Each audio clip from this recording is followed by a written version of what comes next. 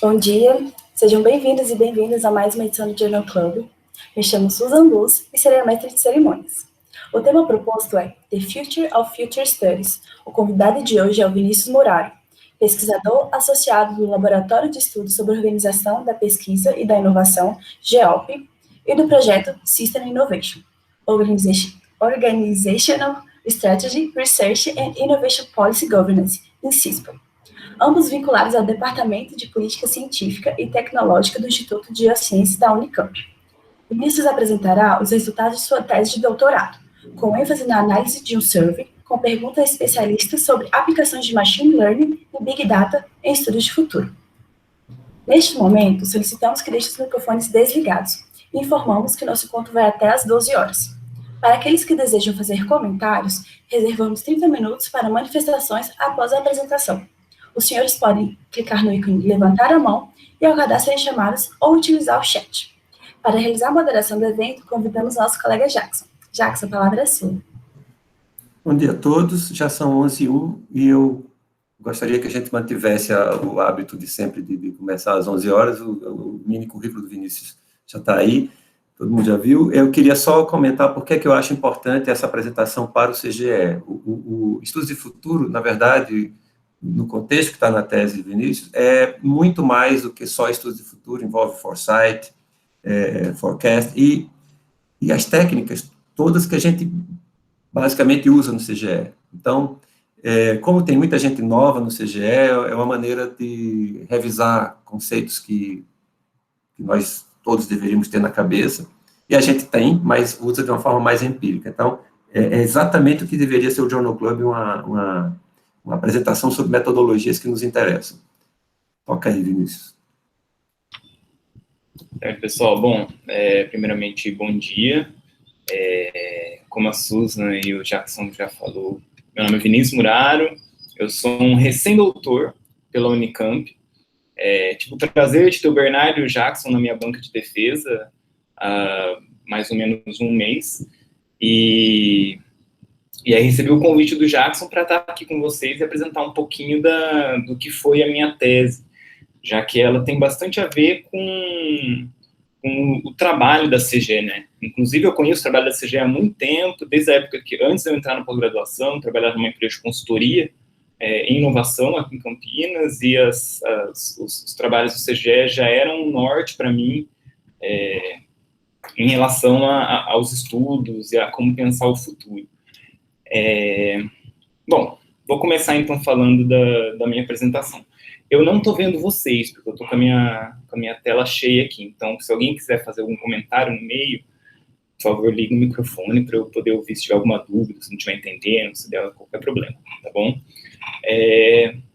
Eu trouxe para vocês o quarto capítulo da minha tese, né, que foi enviado para vocês no começo da semana. Esse quarto capítulo eu chamo de O Futuro do Estudo de Futuro, porque é nele em que eu vou mais a fundo no qual as perspectivas metodológicas e conceituais para os estudos de futuro, a partir do ponto de vista da aplicação de Big Data e Machine Learning. Eu vou trazer isso um pouco para vocês. Falando da agenda, né, falar um pouco dos objetivos da minha tese como um todo, os conceitos fundamentais e a análise bibliométrica que eu fiz antes da aplicação da survey. Esses elementos, esse começo é quase como uma introdução.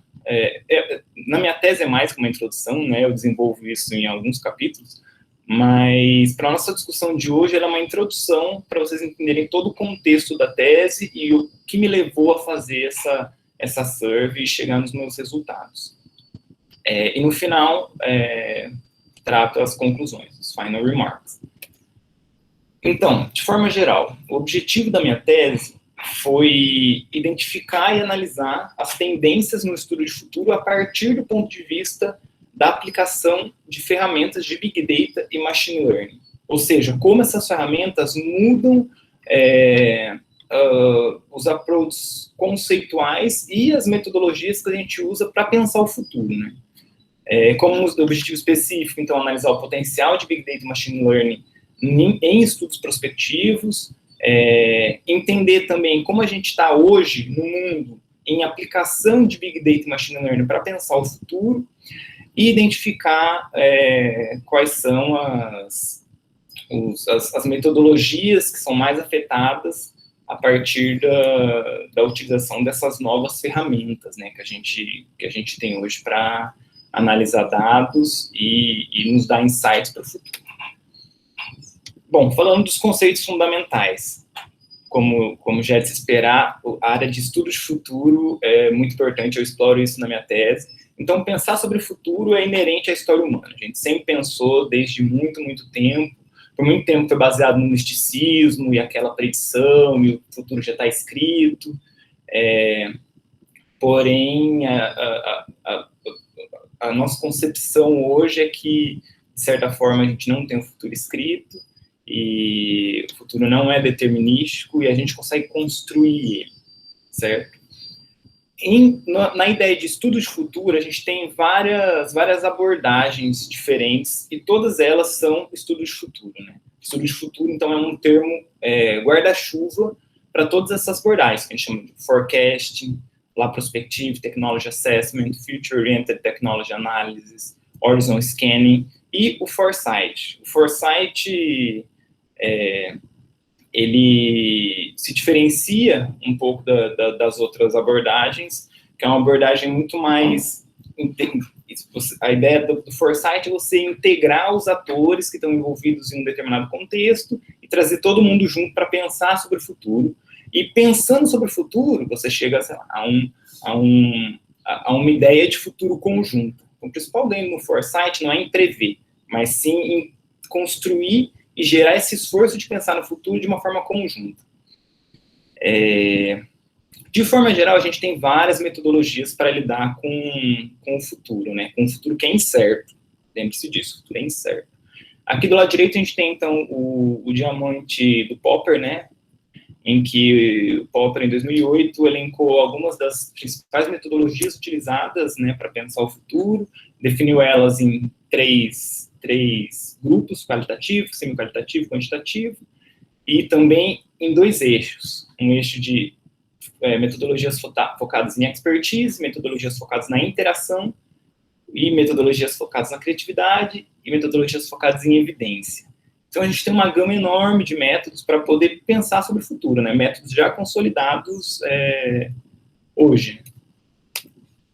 E eu trago aqui para vocês também um processo de foresight desenvolvido também pelo Popper e pelo Miles, em que ele pensa o processo de foresight como um processo contínuo. Ou seja, a gente começa num pré-foresight, em que a gente define qual é o objetivo daquele estudo, onde a gente quer chegar, recrutamento, a gente coleta dados, seleciona especialistas que a gente vai consultar, geração, efetivamente, pegar todos esses dados, todos os inputs dos especialistas e vai pensar no futuro.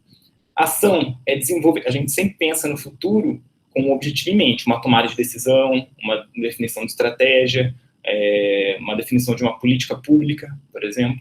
Então, a ação é esse momento. E o último ponto, o último, né, que recomeça, é o renewal, que é basicamente você entender como todo esse processo foi feito, avaliar ele e preparar para uma próxima etapa, né, para refazer esse processo, um processo contínuo. Ainda falando dentro de estudo de futuro, é muito importante a gente entender também o papel da incerteza. Eu exploro bastante isso na minha tese, porque é o que está por trás de qualquer pensamento sobre o futuro. Então, a incerteza, ela é dependente do tempo, ou seja, você tem menos incerteza num tempo curto e uma certeza maior quando você projeta para um futuro muito mais longo. Aqui nessa figura do Saritas e Owner, consegue ver esse gráfico, você vê a incerteza sobe com o passar do tempo e a estrutura do seu problema, você perde a estrutura do problema, ou seja, você perde os parâmetros, você perde os critérios para poder avaliar o futuro, certo? E vários autores também definem uma taxonomia da incerteza, ou seja, classificar diferentes tipos de incerteza. Tem alguns que são importantes para essa discussão. Incerteza objetiva e subjetiva, do Tannert, que é basicamente a objetiva, aquela certeza que a gente consegue mensurar de certa forma, né, incerteza relacionada aos dados, ao processamento de dados que a gente tem, ou a incerteza ontológica, que é o que ele diz que é aquela incerteza que a gente não tem controle, que é a aleatoriedade da vida, a gente não consegue calcular isso, calcular assim, a gente não consegue prever muito bem, é uma incerteza que sempre existe, e incertezas subjetivas, que a gente pensa na moral, no que conduz as suas ações.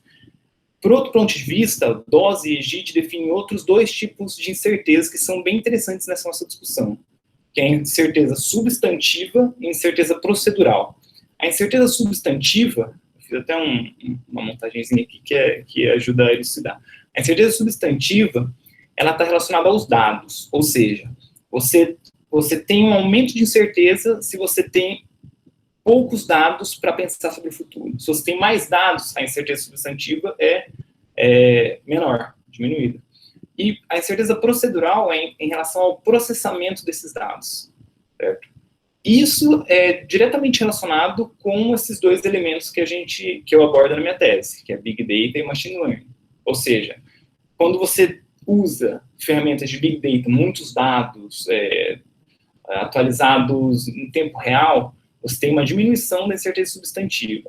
E quando você usa Machine Learning, algoritmos muito potentes e que conseguem analisar esses dados de uma maneira muito eficiente, você também tem uma diminuição da incerteza procedural.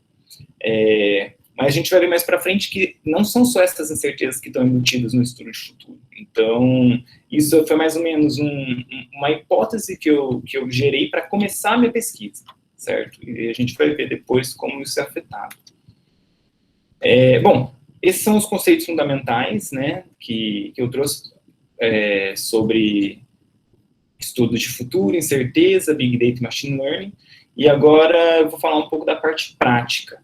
E antes de entrar na Survey, eu desenvolvi o capítulo 3 da minha tese, eu abordei, eu fiz um panorama dos estudos de futuro que são suportados por Big Data e Machine Learning a partir de uma análise bibliométrica. Então, minha ideia era entender, eu quero pensar qual vai ser o futuro e quais vão ser os futuros impactos de Big Data e Machine Learning no estudo de futuro, mas antes disso eu preciso saber o que a gente tem hoje, né? Então, a partir dessa análise, eu coletei dados de estudos acadêmicos, né, de publicações acadêmicas, da Web of Science, Scopus, analisei esses dados através do Vantage Point, um software text mining, e, bom, coletei, fundi os dados, limpei os dados, classifiquei os dados que necessitavam classificação, e fiz a visualização e análise desses dados, certo? Só para ficar claro, eu fiz 3 coletas, uma só de foresight em ciência, tecnologia e inovação, obtive 14 mil resultados, um pouco mais de 14 mil resultados, uma busca só em publicações em Big Data e Machine Learning, 227 mil resultados, e a minha base que eu utilizei foi a intersecção dessas duas, ou seja, foresight e NSTI, que usa Big Data e Machine Learning, que é exatamente o meu foco nessa minha pesquisa, certo? E o que eu consegui encontrar? Eu tenho vários resultados em relação a essa análise bibliométrica na minha tese, mas aqui eu trago para vocês os mais importantes, que também responde um dos objetivos da minha tese, que é como os estudos de futuro estão afetando hoje as abordagens metodológicas, né? Então, dentre esses estudos que usam Big Data e Machine Learning, eu classifiquei as metodologias segundo Popper, as metodologias que são metodologias de estudo de futuro, né, de foresight. Dentre essas metodologias, as que mais apareceram foram Patent Analysis, Time Series Analysis e Scenarios. Aí você tem a lista toda, mas, basicamente, são essas metodologias que mais estão utilizando Big Data e Machine Learning, estão integrando Big Data e Machine Learning nos seus processos para pensar o futuro. E, por outro lado, as técnicas que são utilizadas, de forma geral, é text mining, data mining e machine learning algorithms, assim, algoritmos de machine learning de uma forma geral, certo? Então, aqui eu consigo ter uma percepção de como essas metodologias estão sendo utilizadas em conjunto. Essa é uma rede das abordagens metodológicas e como elas são citadas dentro dos artigos em conjunto, né? Então, por exemplo, a gente consegue ver que a análise de patente usa fortemente text mining, também a gente consegue ver bibliometrics, ligada com time serial analysis, também ligada com patent analysis, e a gente tem aqui algumas das metodologias de estudo de futuro, junto com as técnicas de Big Data e Machine Learning, para entender como elas são utilizadas em conjunto, certo? Bom, isso foi a introdução, né, o começo o que eu queria trazer para vocês antes da gente falar sobre a Survey. Então, aqui eu vou entrar no texto que foi enviado para vocês, certo? Essa última parte da minha tese, minha ideia era entender quais são os reais impactos, né, reais e futuros impactos da aplicação de Big Data, de técnicas de Big Data e Machine Learning em estudos de futuro. Para isso, eu fiz uma survey, eu coletei dados de 7.753 autores de estudos de futuro. Esses dados foram coletados a partir dessa base, da base de Foresight, NSTI, ou seja, eu consegui pegar os nomes dos autores, coletar os e-mails. O Bernardo, inclusive, me ajudou nessa coleta de e-mails, que ele tinha feito algo parecido na tese dele, então aproveito para agradecer aqui publicamente. Coletei esses e-mails e enviei, através da SurveyMonkey, para todas as pessoas, e também compartilhei essa survey com alguns grupos de estudo de futuro, que é o World Future Studies Federation e Millennium Project, que são grupos globais de futuristas. E nessa survey eu desenvolvi 12 projeções sobre os possíveis impactos da aplicação dessas ferramentas nos estudos de futuro, certo? Então, aqui a gente tem as projeções. Essas projeções eu dividi também no passo a passo do processo de Foresight do Popper e Miles, ou seja, dentro do pré-Foresight, como o Big Data e Machine Learning suporta a definição dos objetivos do estudo de futuro, como ele guia a escolha metodológica, por exemplo, eu tendo acesso a Big Data e algoritmos de Machine Learning para lidar esses dados, como isso influencia a minha escolha metodológica para fazer um estudo de futuro, certo? Também na parte de recrutamento, que aí é um pouco mais fácil, a gente fala de recrutamento de dados, então a gente tem aqui o 4, por exemplo, como isso suporta a coleta de dados, como isso aumenta a qualidade dos dados, e também no recruitment, também nessa parte do processo, também envolve a definição da equipe que vai levar o estudo. Então, o quanto ter essas ferramentas exige uma equipe qualificada para lidar com elas. 6, 7, 8 são projeções ligadas à geração. Então, como essas ferramentas melhoram a análise de dados, como elas guiam os métodos qualitativos, e como ela aumenta a manipulação de dados, nesse caso a manipulação, tanto uma manipulação para você limpar os dados e deixar os dados da forma como você consegue analisar, quanto manipulações externas que a gente não tem controle. Action, como essas ferramentas suportam a transferência desses resultados para uma política pública, para uma geração de estratégia, para uma tomada de decisão, e como ela aumenta a acurácia dessa decisão. Você ter Big Data e Machine Learning no seu estudo vai deixar a sua decisão mais certeira. E os 2 últimos projeções é como essas ferramentas impactam na avaliação do estudo e como ela suporta o alcance desses objetivos, chegar no objetivo. Bom, a minha survey ela foi distribuída, disponibilizada do dia 19 ao dia 28 de outubro do ano passado, relativamente recente. Eu obtive de respostas, no geral, 660 e alguma coisa. Tem no texto, eu não me lembro agora. Porém, eu usei 479, que eram as respostas completas, quem terminou o formulário. Também tinha espaço no formulário para que os especialistas deixassem comentários dentro de cada conjunto de questões, e recebi 307 comentários.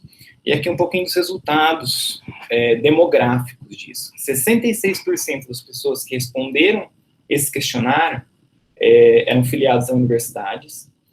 59% dos especialistas tinham mais de 10 anos de experiência com estudo de futuro, não necessariamente com Big Data e Machine Learning. Big Data e Machine Learning era em torno de 50%.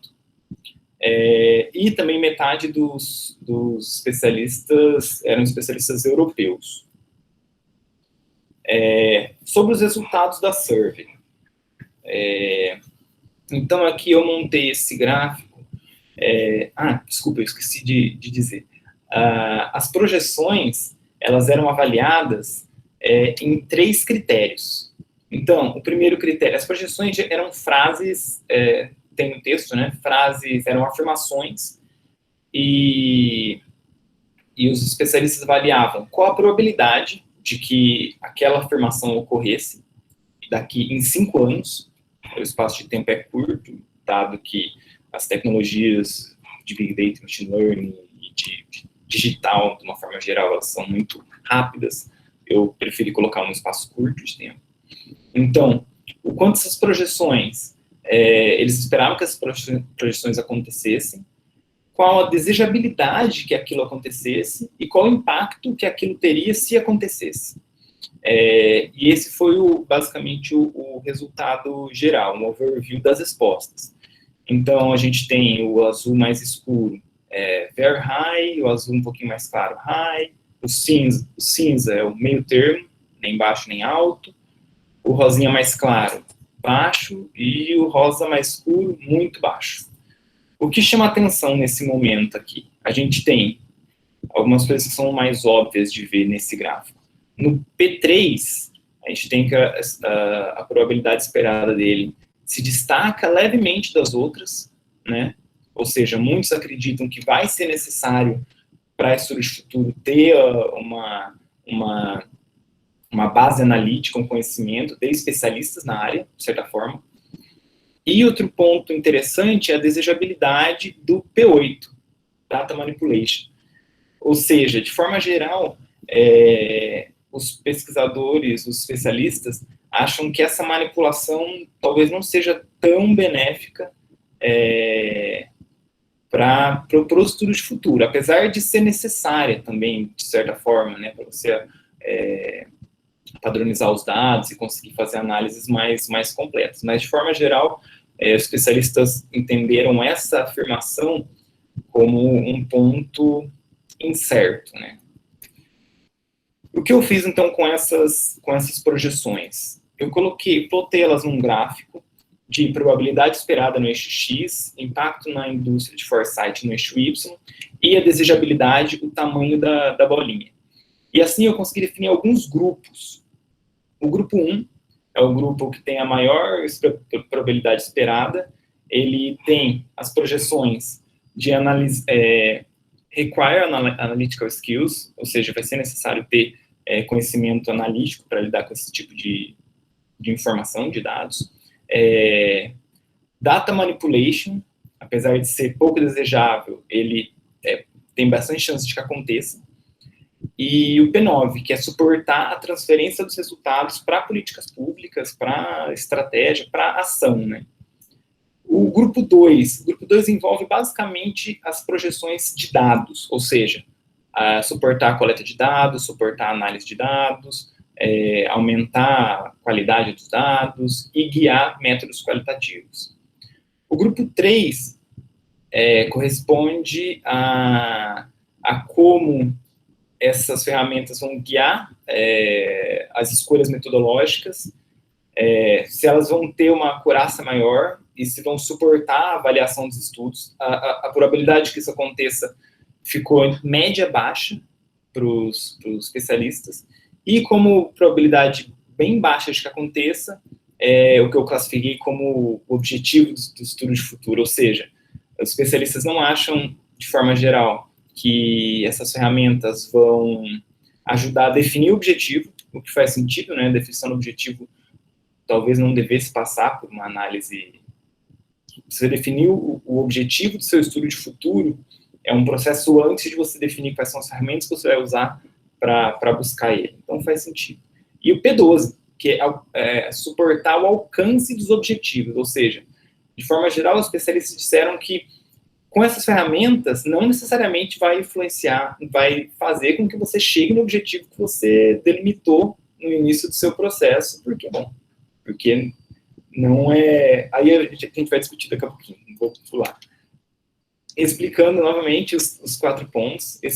O primeiro grupo, então, competências analíticas são essenciais para lidar com a complexidade da revolução digital, e as ferramentas automatizadas e e ter todo o seu processo, todo o seu estudo baseado em dados, em muitos dados, em boas análises, isso suporta a transferência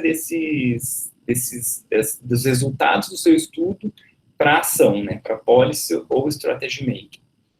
No entanto, a manipulação dos dados traz uma falta de confiança, uma falta de confiabilidade nesse processo como um todo. No segundo momento, os dados, os métodos de foresight e as análises de dados, elas também têm uma expectativa alta de que aconteça, né? O que faz sentido, já que essas ferramentas estão bastante conectadas com os dados e com a análise de dados, né? Elas são ferramentas para isso. A tomada de decisão e avaliação do foresight, então, tem uma expectativa média-baixa, e alcançar os objetivos, uma expectativa baixa de que aconteça. Dessa forma, o que a gente tem? O que a gente consegue concluir? Isso é a conclusão da tese como um todo. Que as ferramentas de Big Data e Machine Learning, elas são ainda muito restritas, ou seja, pelo menos na literatura acadêmica, o que é uma limitação da minha tese, porque a gente sabe que estudo de futuro, hoje em dia, não é feito somente na academia, e tem muitos estudos que que a gente não consegue alcançar através dessa análise acadêmica, mas, bom, foi como eu consegui modelar isso nesse momento para a tese. Pelo menos na literatura acadêmica, somente 2% dos estudos de foresight aplicam técnicas de Big Data e Machine Learning. E a gente observa, isso através da análise bibliométrica ainda, o uso de patente análise, time series análise, cenário, modeling e bibliometria aplicada, que aplicam técnicas de Big Data e Machine Learning, como text mining, data mining e algoritmos. Então, um ponto principal aqui que vem da Survey é que os estudos de futuro vão requerer novas habilidades das equipes que levam esses estudos, né? Habilidades de análise de dados, de lidar com os dados de uma forma geral. Os resultados do foresight, que é feito com Big Data e Machine Learning, eles são mais fáceis de virarem uma política pública, uma estratégia, ou ser base para alguma tomada de decisão. No entanto, o enviesamento dos dados e a manipulação dos dados pode funcionar como um fator incerto para isso. Um dos objetivos da minha tese era entender também o papel da incerteza, entender qual é o comportamento da incerteza dado Big Data e Machine Learning no estudo de futuro, né? E aí, como último ponto, eu dividi em 3 pontos principais, onde a incerteza é afetada dentro desse contexto todo. A partir da análise bibliométrica e a partir da survey, cheguei nessas conclusões. Ou seja, a incerteza, ela aumenta ligeiramente, aqui a dimensão, a incerteza substantiva, porque eu estou tratando de dados, quando a gente usa Big Data e Machine Learning, principalmente ligado ao fato da manipulação de dados enviesados. Ou seja, ter muito dado nesse contexto, nessa análise, ela não vai melhorar não vai diminuir a sua incerteza. Nesse caso, aumenta. A integração de dados e métodos. esse é o melhor ponto de vista de Big Data e Machine Learning para estudo de futuro, porque a gente tem a incerteza procedural diminuindo quando você usa esses dados para analisar, usa Big Data e Machine Learning para analisar os dados e incluir isso no seu estudo de futuro, né? A gente tem dados muitos dados, a gente tem algoritmos que conseguem processar esses dados de uma maneira muito mais inteligente e isso diminui a incerteza. Para decision making, a incerteza é diminuída um pouquinho, aqui a dimensão é a dimensão subjetiva da incerteza, porque a gente tem a percepção de que com esses dados e com essas grandes análises a gente pode ter alguma decisão um pouco mais bem direcionada. Mas, de forma geral, a gente não consegue atribuir isso diretamente ao uso de dados ou ao uso do processamento, né, os algoritmos de machine learning. Bom, gente, só para finalizar, esse slide ele não está no paper que eu mostrei para vocês, porque acabou ficando no meu último capítulo, e é basicamente isso. Foi isso a minha tese, e ficarei muito contente de ouvir os comentários e dúvidas que vocês tiverem. Novamente, muito obrigado pela oportunidade. Obrigada, Vinícius. Muito boa apresentação. Jackson, podemos passar para o momento de manifestações? Vamos lá. O Antônio levantou a mão, mas primeiro vamos agradecer, né, ao Vinícius pela apresentação. Não, vamos comentar. Eu tenho algum comentário para fazer, mas eu faço depois que outras pessoas comentarem. Fala aí, Antônio. Eu tenho, na verdade, um duplo obrigado aqui para o Vinícius, né? Primeiro é pelo interessante tema da apresentação dele e como ele conduziu o trabalho. E o segundo é que isso foi a oportunidade de ver tantas pessoas queridas aqui nessa tela, né? Que estou matando a saudade aqui de muita gente que eu gosto muito. Vinícius, como é que eu imagino que a questão dos fake news, por exemplo, entra nessa parte da manipulação dos dados e também da qualidade deles, mas como é que estão os estudos lá fora, nessa sua revisão, tratando o impacto das fake news na incerteza, principalmente, que entra por os dois lados, porque eu posso entender, né? Tanto do procedural quanto também da qualidade de dados.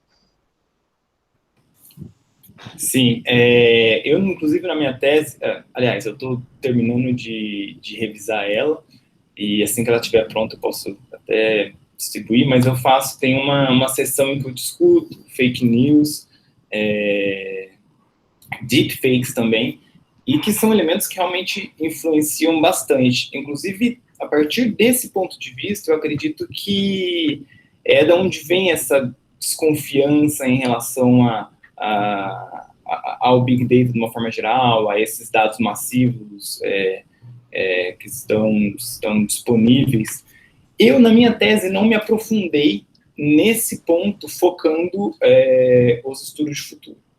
O que eu fiz foi uma revisão de como fake news e deepfakes estão se desenvolvendo e qual a proporção que elas estão tomando atualmente, que, infelizmente, está crescendo, apesar de muitos esforços também para rever essas notícias e tentar, até certo ponto, barrar antes que elas se dissipem, né? Que esse é o maior problema. Mas eu não aprofundo no impacto especificamente delas no estudo de futuro. Esse ponto, ele entra na minha projeção 8, que foi aquela que foi menos desejável, que é da manipulação de dados. Então, dentro dela, a gente entende que os dados, eles podem ser inconsistentes, né? Os dados que você coleta para o seu estudo podem ser inconsistentes, podem ter erros, falhas, e esse é o ponto que eu acabei explorando na minha survey. Mas, de forma geral, a gente consegue ver através da survey, indiretamente, que essas fake news e as deepfakes, de forma geral, influenciam bastante nessa incerteza subjetiva, né? Eu acho que mais ainda do que na procedural e na substantiva, no meu ponto de vista. Espero que eu tenha respondido, Antônio. Obrigado. Acho que na fila agora está a Alessandra, né? Não, o Eduardo. Qual Eduardo? Eduardo e o Moresi. Eu vi a Alessandra levantar a mão primeiro, eu acho. Bom. Eu a Alessandra não está falando? Você baixou? Então? Isso. Então tá bom, vai, Moresi. Bom, Vinícius, parabéns pelo trabalho. Quando a gente quando a gente vê algum trabalho sobre estudo de futuro, o leigo geralmente imagina uma bola de cristal, o cara com um turbante, uma tenda, e aí pode perguntar o que for, que ele olha a bola de cristal e vai responder. E a gente sabe que não é bem assim, né? Então, eu achei que o seu trabalho foi muito interessante, até a pesquisa em termos de abrangência e das pessoas que você conseguiu consultar e que responderam o trabalho, eu acho que é muito significativo. O interesse maior, pelo menos meu, eu já havia conversado com o Jackson, é em relação à bibliometria, que é o que a gente tem trabalhado, expandido isso para os conceitos para cientometria, patentometria, e a gente tem explorado isso através da análise de redes. Tá? Então, inclusive, a gente já tem conversado sobre a questão de como você melhorar a sua recuperação de informação a partir da análise das arestas, dos termos, e aí você poder combinar palavras-chave em uma nova expressão, inclusive que você consegue medir a saturação do resultado. Então, não é uma pergunta, é mais um pedido. Assim que você terminar de revisar, tiver publicada a tese, manda para a gente, porque eu acho que tem pontos específicos que são muito interessantes para a gente, e nós temos trabalhado com isso hoje de uma forma assim, bem intensa, tá ok? Mais uma vez, parabéns e prazer revê-lo, Antônio. Legal, Eduardo. Muito obrigado pelos comentários, e com certeza eu vou enviar meu trabalho para vocês. Essa questão da análise bibliométrica foi bastante interessante, que me deu uma visão bem legal, assim, dos estudos. E as análises de rede, também, eu sou muito fã de análise de rede, eu gosto bastante de montar, eu acho que elas dão uma visibilidade daquele seu conjunto de dados que geralmente você não consegue ter através de gráficos, assim. E, sim, eu também tenho bastante interesse em aprofundar os conhecimentos e eu gostar também de entender como vocês estão trabalhando com isso. Quem sabe a gente consegue até colaborar em alguma coisa. O Kleber agora? Vinícius, oi, gente, tudo bom? Primeiro, dar um abraço para o Antônio aí, saudade, Antônio, bom te ver. Legal, cara. Vinícius, parabéns demais, muito legal, muito consistente, e um tema tão em alta que você vê que nesse prazo pequeno que você colocou, né, e de 9 dias, acho, só um resultado de consulta muito expressivo, muito interessante, e assim, a minha pergunta, ela gira em torno do como que você pensou no uso de Big Data e de Machine Learning, no caso do estudo de Foresight, mas nessa percepção, como que você vê essas metodologias aplicadas a survey? Então, quer dizer, da mesma forma, que fazendo um paralelo, eu sei que seu foco de estudo não foi esse, mas eu com certeza acho que você formou opinião e eu gostaria de te ouvir um pouquinho nisso daí, saber se na sua análise você usou algo de machine learning associado na hora de estudar aquele volume de publicações que você coletou, né? Mas a minha pergunta é um pouco da sua percepção sobre o uso dessas metodologias, desses algoritmos na aplicação de survey, nas fases de elaboração das perguntas, de coleta desses itens que você selecionou, né? E um pouco também, até se você enxerga um espaço em tempo de iteração, de colaboração e análise dos dados. Eu vi que você tem mais de 307 questões abertas também. Nessa análise daí, como é que você enxerga também, né? Certo. Queria te ouvir. Ótimo. Muito obrigado pela pergunta, Cleber. Bom, antes de começar a falar da minha percepção, eu encontrei algumas publicações que tinham a aplicação dessas ferramentas, né, de Big Data e Machine Learning, dessas técnicas, direto em estudo de futuro. Eu destaco aqui uma pesquisadora, ela chama Victoria Kaiser, uma alemã, que tem muitos estudos, ela destrinchando as metodologias dela de estudo de futuro, com aplicação de, principalmente, text mining, como a gente viu na minha análise biométrica. E como ela faz? Ela usa essas informações para gerar insights dentro dos processos de alguma metodologia específica de foresight, né? Por exemplo, ela tem 2 papers que são muito interessantes, um que ela faz um roadmap tecnológico, e ela usa ferramentas, eu não me engano, eu não me lembro se ela usa ou dados do Twitter, ou dados de patente, ou de artigos. Ela usa essas três fontes de dados para gerar insights para as discussões e para pensar o futuro dentro do processo de roadmap e também de cenários. Ela faz isso em cada artigo, ela usa uma metodologia diferente. Então, é um exemplo de como essas ferramentas estão sendo aplicadas dentro das metodologias de estudo de futuro. E uma coisa importante, do conceito de estudo de futuro, lógico, a gente tem aqueles estudos que são muito mais quantitativos, em que os dados trazem uma informação muito mais clara, muito mais direta, né, onde você tem uma estrutura do seu problema muito mais definida, você consegue até ter uma informação muito mais... chegar numa resposta direta através desses dados. Mas, de forma geral, principalmente para foresight, no termo estrito, né, onde a gente tem a colaboração e pensar em conjunto futuro, geralmente essas ferramentas, elas vêm como forma de trazer insight do que a gente já tem, ou análise dos artigos, ou de patentes, ou análises sociais, né, de, sei lá, o que está sendo discutido no Twitter em relação ao tema específico, ou, sei lá, outras redes, sabe? E a partir daí, dentro das metodologias de cada estudo, a discussão vem para os especialistas, para as pessoas, para realmente pensar o futuro, tendo como base toda essa informação que essas ferramentas trazem, né? Então, acho que esse é um ponto importante de lembrar, porque não é só os dados. A gente tem os dados, mas esses dados não vão substituir a imaginação, a intuição, a criatividade das pessoas, ainda não substituem, né? Eu não acredito que vá também.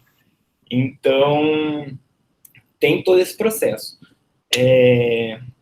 Na minha análise, o único ponto, os únicos momentos em que eu usei machine learning, especificamente, eu nem trouxe esses dados, mas nas análises de rede da minha análise bibliométrica, no capítulo 3, os clusters foi feito a partir de algoritmos de machine learning, mas, de forma geral, eu explorei pouco na minha tese.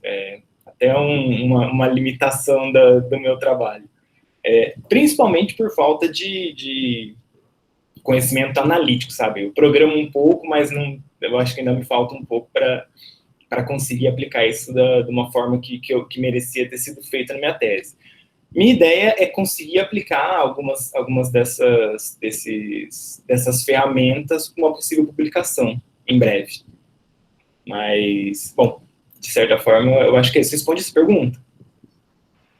Não respondeu. Eu talvez falar um pouquinho sobre a visão dessas técnicas na própria operação da Serve. Na Serve. Bom, na Serve eu usei pouco também. Na Serve eu usei muito mais técnicas estatísticas para gerar os dados, para gerar as análises.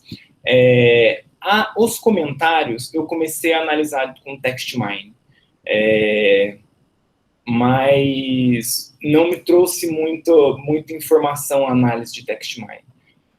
Acredito que, bom, cada pesquisador que respondeu a minha survey usou termos muito diferentes, às vezes escreviam, assim, ficou muito difícil de limpar os dados e conseguir extrair alguma informação útil a partir da análise de texto dos comentários da survey.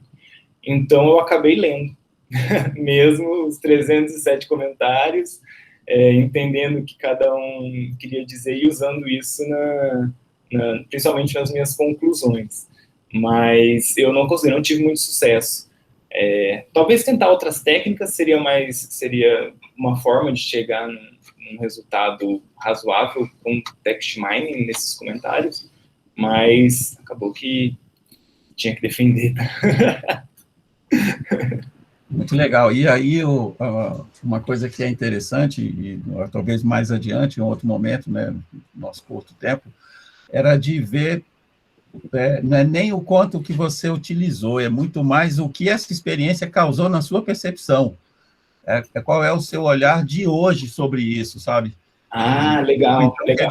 Quer dizer, não é nem uma pergunta que foi direcionada a como que você fez, como é que a sua cabeça ficou a partir disso num olhar, sabe? Legal, Mas eu tenho fazer um comentário. Eu tenho a minha experiência na Inventa, antes de entrar na pós-graduação, a gente desenvolvia bastante estudo de futuro lá, e a gente não usava nenhuma dessas técnicas nem text mining, nem na área de análise de dados mais complexa, né? A gente lia os papers, entendia o que cada um estava dizendo, buscava pesquisadores, aí fazia as reuniões de Delphi, e assim a gente desenvolvia nossos estudos. E desde aquela época ficava na minha cabeça, mas tem uma maneira mais fácil de fazer isso, né, mais rápida. E hoje em dia, para mim, é muito mais claro que, assim, como o senhor diz, o primeiro passo na hora de analisar, de começar um estudo, nem só estudo de futuro, eu diria, é fazer uma coleta ali, brincar com os dados, ver o que sai, e a partir daí começar a pensar alguma coisa. Então, acho que esse foi o grande desenvolvimento para mim, pessoal, a partir do desenvolvimento da minha tese. Acho que não tem ninguém, eu posso fazer a minha.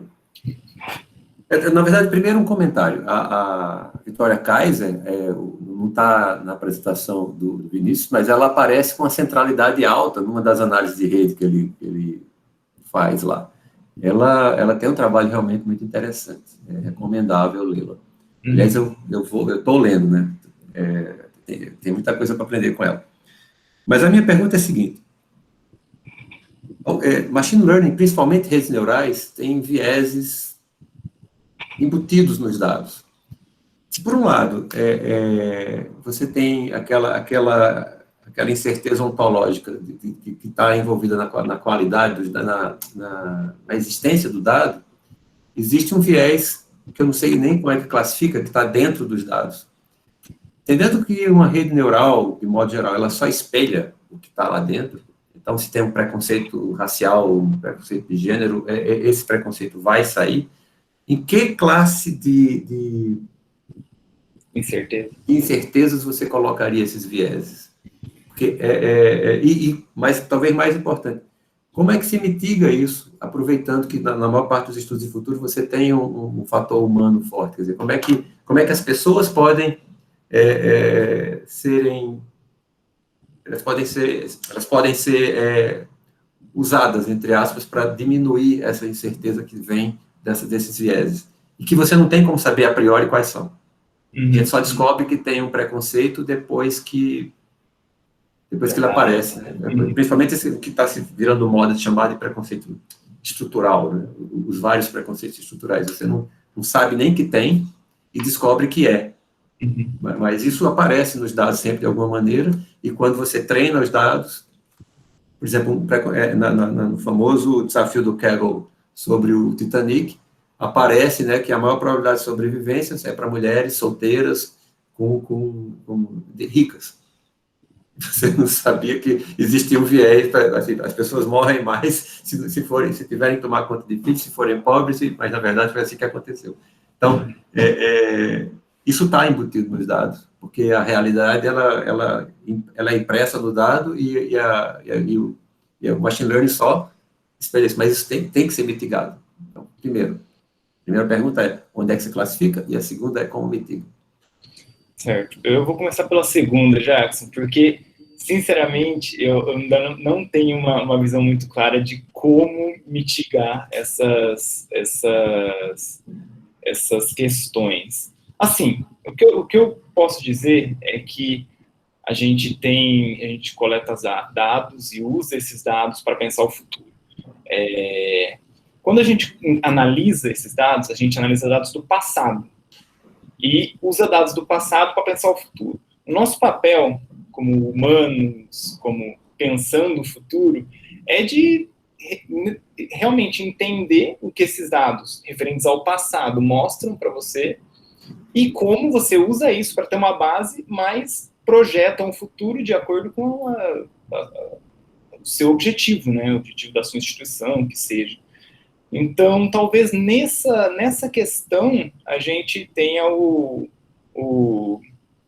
ponto de, entendo que existem esses dados são assim, eles podem ser enviesados, os algoritmos traduzem, né, esse enviesamento de dados que já existiu, que tem, e é o papel da pessoa do practitioner, né, a pessoa que está levando esse estudo de futuro, olhar esses dados, entender esses dados e conseguir projetar eles e usar eles para pensar o futuro de uma forma diferente, né? Porque a gente sabe que o futuro não é uma mera projeção de dados do passado, né? Essa é uma dos primeiros pontos da minha tese, né? O nosso futuro, ele não é determinístico, a gente não tem claro o que vai acontecer, mesmo se a gente tivesse todos os dados do mundo. Tá? Em relação a esse enviesamento de dados e o enviesamento dos algoritmos, eu acho que eu precisava pensar um pouco mais, mas acredito... Na verdade, tem duas dimensões, né? Tem o enviesamento dos dados, que é o preconceito que vem da sociedade para os dados, mas também todo o algoritmo ele é construído com base em algum conceito do programador. Uhum. E aquele preconceito, quais dados que eu vou escolher para fazer minha análise, isso também tem um preconceito embutido. Então, realmente tem duas dimensões. Uhum. Eu não sei se talvez uma seja ontológica, que é a do próprio dado, e a outra é menos, sei lá, talvez epistemológica, mas é difícil fazer essa classificação. Eu fiz um esforço para conseguir encaixar as minhas dimensões dos impactos dentro das caixinhas de incerteza, porque de forma geral a gente tem essas incertezas são todas uma só, né, que é tipo que se resume à sua ignorância sobre o futuro, assim, né, não só a ignorância de dados, mas a ignorância de realmente não saber o que vai acontecer. Assim. Então, por isso que eu digo que eu precisava talvez aprofundar um pouco mais para entender em quais dimensões de incerteza isso se encaixaria melhor. Porque, de forma geral, são muitas dimensões ao mesmo tempo, assim, sabe, que são influenciadas, do meu ponto de vista. Bom, eu acho que não tem ninguém na fila, né? Bom, já que não tem, eu queria lhe pedir uma coisa. Você poderia, porque tem muito a ver com o trabalho do CGE, todas aquelas etapas de um estudo. Você poderia retomar as 12 projeções para ficar mais claro para a gente o que é o passo a passo, porque para a gente pensar junto em como é que poderia ter, como se a gente estivesse respondendo ao survey. Uhum. Aqui são as projeções. Então, essa primeira é sobre o impacto de Big Data e Machine Learning na definição dos objetivos. E a segunda, que também faz parte do Pré-Foresight, é como essas ferramentas guiam a escolha metodológica.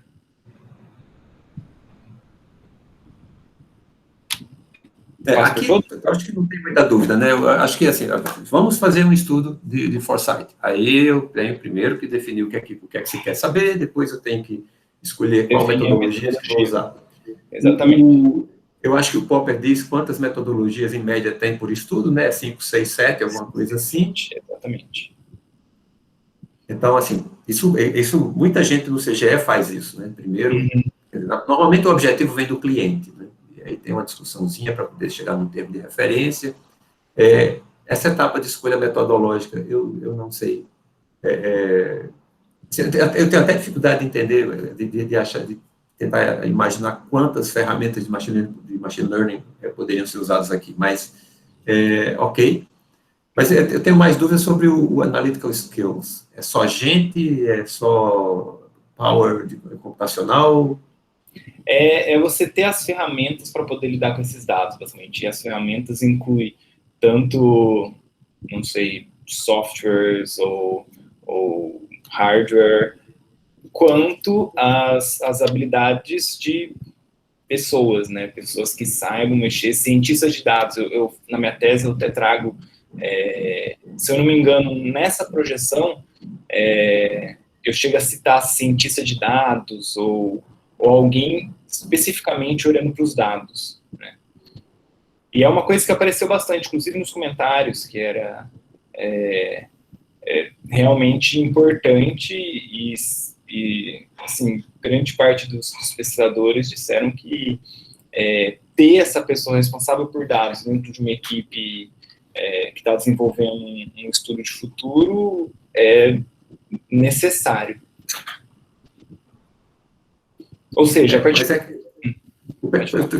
eu estou fixando aqui porque o perfil 3, 4 e 5, eles são mais ou menos diferentes. As habilidades analíticas, você pode dizer que é um cientista de dados, mas o support for data collection, improving data quality, no mercado isso é mais chamado de engenharia de dados hoje em dia, não é um cientista de dados, não é uma pessoa que precisa saber de matemática ou estatística, é uma pessoa que tem que saber de qualidade de dados. A não ser que eu esteja entendendo alguma coisa errada aqui no 4 e 5.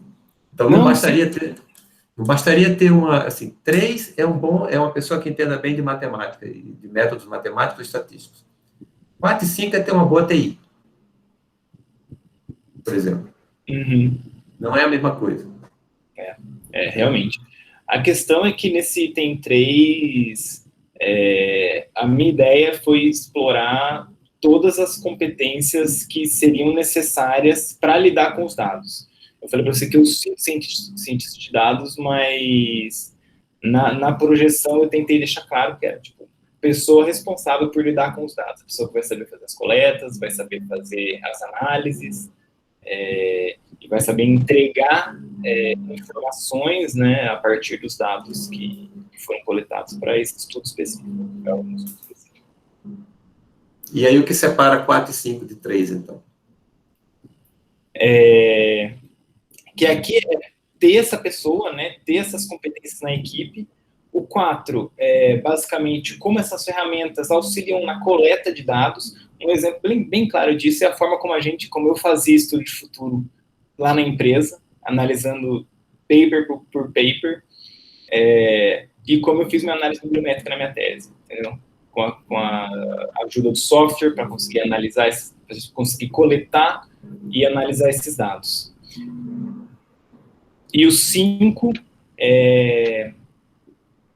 aí eu discuto um pouco também na tese o que é qualidade, né, data quality, mas é basicamente eu ter dados que são minimamente confiáveis e que conseguem trazer informações mais completas do que eu teria se eu não usasse esses tipos de ferramentas. Basicamente, são esses os pontos de cada uma das projeções. Dessas projeções. Os meus pontos mais obscuros eram aqui e só faltam 1 minuto para meio-dia. E eu não queria ficar monopolizando. Se alguém tiver alguma pergunta, sugiro que pergunte agora. Jackson? Oi? Só um comentário. Eu achei... A minha percepção foi muito parecida com a do Jackson, entre os 5 e 6, que me pareceu ali um pouco da parte de engenharia de dados, na linha de seleção de features, e também de qualificação disso, né, de preparação para essas análises.